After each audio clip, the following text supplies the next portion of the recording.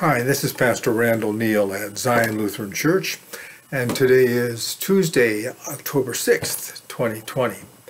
And I'm looking forward to our time together this day for a few devotional thoughts that hopefully can help us to keep our focus where it belongs on God and His love for us, and our, in turn, response to Him by loving one another.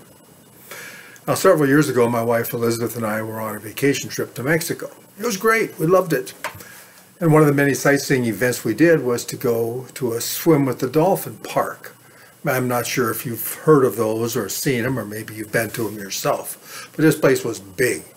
You paid your money and you got to watch the trainers put these huge finned mammals through their paces in this giant pond pool. It was kind of a natural pool, but just monstrous. Now, if you wanted to, you could actually get in the water with the friendly critters and paddle around them, and they'd swim up around you and by you. Well, we didn't do that, we watched. But also, if you wanted to pay a little extra, as part of the experience, you could swim with them and a dolphin would come up underneath you. You stand stiff and straight, and the dolphin would come up and balance you on his nose and go across the pool. It was pretty impressive to watch, and the people just smiled and laughed the whole time that did it. And then at the very end, you know what happened? The dolphins gave the people a kiss.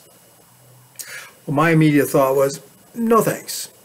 A kiss from my wife? Absolutely, as many as I can get. But I pass on the dolphin. Now, those dolphins are really something else. I mean, they're huge, first of all, if you've ever seen any up close. And I watched them, we watched them both as they jump through their hoops. Don't you wish you could get your kids to do that too? Jump through those hoops sometimes? And these dolphins, they'll dance on their tails.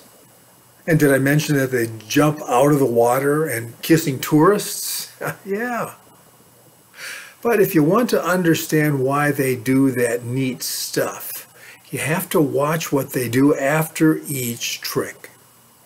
You have to watch what they do when they're done with their, whatever it happens to be, swimming with the people. They swim around the pool and straight for the guy with the bag. And you know what's in that bag? Fish. Fresh fish. So if you want to do something, give him a fish and he'll do it again.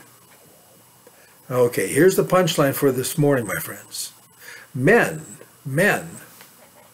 are a lot like that dolphin. Yeah, I really do think my half of the human race has a lot in common with those dolphins. If you want to give us a fish when we do something good, we'll want to jump through that hoop again and again. Well, some women seem to believe that the best way to get their man to improve is to nag him into it, to shame him into it, to criticize him into doing it. Well, interesting, the Bible describes two kinds of women in Proverbs 14, verse 1. Here's what it says. The wise woman builds her house, but with her own hands the foolish one tears hers down.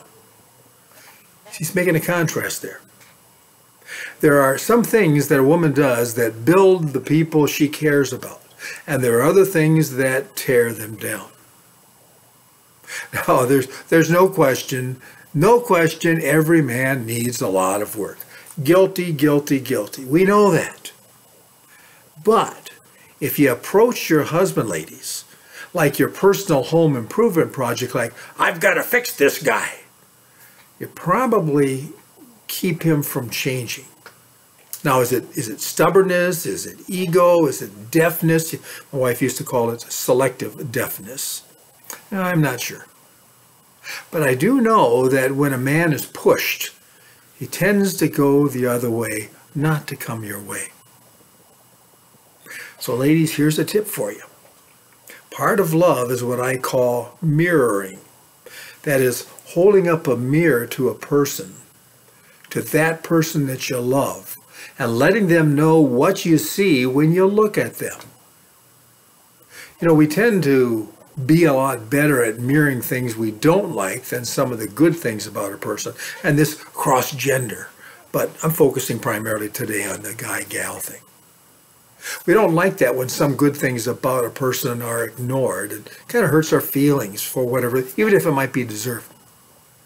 But it's in affirming the good, ladies and guys, that we give a person the courage and the encouragement to work on the best. One of my favorite sections in the Bible is Proverbs chapter 31. It contains God's description of a woman who's got it right, who's got her act together, who's got it figured out. And after all, he invented men and women, right? So he knows what he's talking about. Here's a part of that Proverbs 31 section. It begins with verse 10. Here's what he writes. A wife of noble character, who can find? She is worth far more than rubies. Her husband has full confidence in her, and he lacks nothing of value. She brings him good, not harm, all the days of her life. You see what the writer's saying? He's saying that these effective women in life continue to bring value and confidence and good into her husband's life. And it pays off in the long run. Here's the rest of that verse. Her husband is respected at the city gate. Her children arise and call her blessed. Her husband also, he praises her. Now, that sounds pretty good, doesn't it, ladies? I'd sure rather be praised than condemned. That's a fact. Therefore, ladies, I guess if you want to improve your man, bring him good. Bring him value. Tell him what's good about him. Well, it doesn't mean that he isn't messing up. That's still there. But tell him what's good. Praise him when he does something right, even if it's just a tiny improvement. Give him a fish if you want him to do some more. Or, as my wife used to often say, water what you want to grow. As usual, she's right. You know, when you constantly have a ministry of encouragement and affirmation in your man's life, he feels safe. And in spite of his maybe outward appearance, he wants to feel safe. He wants to feel secure. Because you got to look and understand us guys. We are insecure. We're not going to risk changing unless we're in a place where we feel safe. So ladies, if your man feels safe and valued by you, he's a lot more likely to listen when you need to tell him something that's hard to hear. Because he'll know that you love him, and he'll know that you want him to be the best man he can possibly be. Billy Graham, one of my all-time favorites and role models for me, his wife Ruth had a wonderful outlook on this topic. Here's what she said. I'm going to end with this thought. It's my job to love Billy. It's God's job to change him. Well, my friends, that says it better than I ever could. Thanks for listening. Looking forward to our next visit.